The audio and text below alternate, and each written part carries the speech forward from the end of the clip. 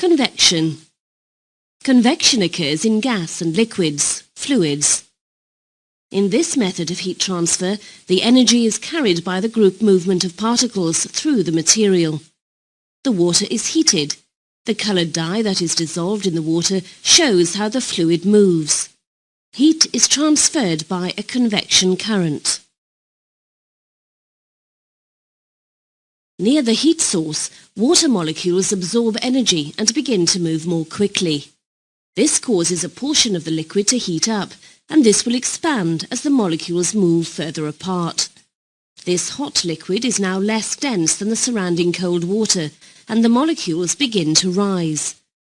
The group of water molecules from the cold region are drawn in to replace the molecules that have risen. When the rising hot water reaches the surface, it spreads out across the cooler, denser water below. Cold water falls to replace the water that has risen, completing the convection current. The water in the beaker has been heated by upward-driven convection currents. Downward-driven convection. A refrigerator uses downward-driven convection currents to transfer cold air throughout the system. Air in contact with the icebox is cooled, contracts, and becomes denser. The cold air falls, forcing warmer air upwards to replace it.